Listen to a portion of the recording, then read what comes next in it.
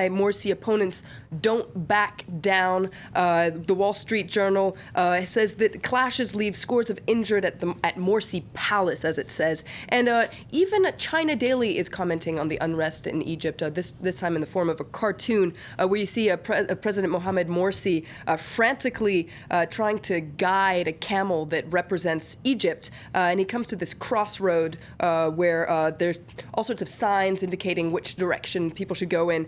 There it is. And but the signs are blank, so it seems that everyone, including Morsi and the camel, are very confused and terrified about where things are going. And what about the Arabic press? How are they reacting? Well, there's an interesting piece in an Egyptian daily called Al-Yom Al-Sabeh. It's by a writer called Rida Al-Salem, and he blames both the Islamists and the liberals for the current situation. He says, sure, the Islamists, they're trying to take all the power, but on the other side you have liberals who all they do is criticize, and they lay all the blame on the Islamists.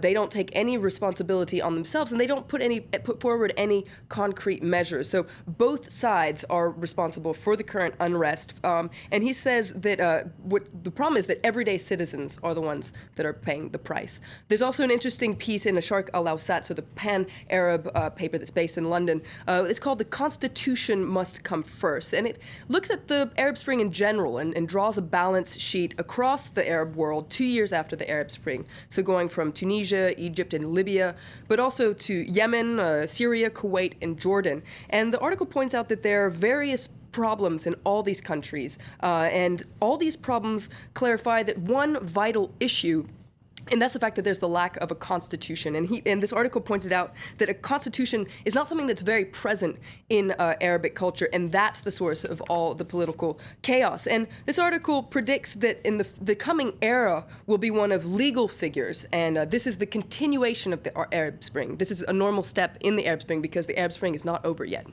Now, Florence has also pulled out an article she's found in the New York Times. It's looking back at the crisis in Libya. Some rather alarming revelations in this piece. That's right, and that's that the Obama administration secretly gave its blessing to arms shipments from to Libyan rebels from Qatar. Now, this comes as no surprise. There were always rumors about this, but it's the first time that that officials have, though they're anonymous, have made this clear. Now, it turns out that later Americans grew alarmed because the evidence emerged that Qatar was actually giving over some of these weapons to quite radical Islamist groups. Now, the article is really interesting because it describes just how the U.S. went about supplying these arms to the Libyan rebels. But the whole idea was they didn't want to get involved in a ground war. It's interesting to note, however, that there's no evidence that any of these weapons were used in the attack on the consulate in Benghazi. And this article comes at an interesting time because the U.S. is, of course, considering stepping up its involvement in the crisis in Syria. Okay, well, it's obviously going to be a big challenge for the next Secretary of State. Meanwhile, Hillary Clinton, she's on the way out, of course, in January, but she's on something of a goodbye tour, isn't she? She is. Goodbye tour. She said goodbye to her buddies in NATO yesterday. And the China Daily takes a look at her legacy and praises all the hard work she's done, especially in Sino-American relations. I don't know if you can see in the bottom there's a drawing of Hillary with a cape and a magic wand spreading her magic across the world. It's a very, very positive article about Hillary in China Daily. It says that she's paved her way for her successor, who will have big shoes to fill. And as far as Sino-American relations go, the next Secretary of State can only go with the flow and promote positive bilateral collaboration.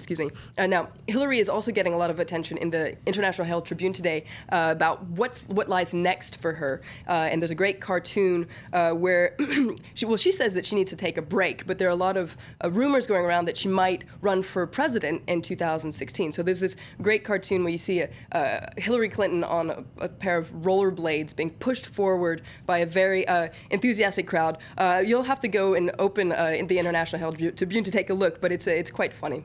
Okay, shame we lost that one, but anyway, Florence, thanks very much. Go with the flow, that's what she said. Go with the Florence Gulmano. Thanks a lot with the international papers. Here's the headlines then. At least 3 tanks deployed outside the Egyptian presidential palace after the worst night of violence in Cairo since Mohamed Morsi came to power. Between 3 and 5 people were killed there. The death toll in the powerful typhoon which has hit the Philippines has risen to 475, with many more still missing. And the Brazilian icon Oscar Niemeyer, who revolutionized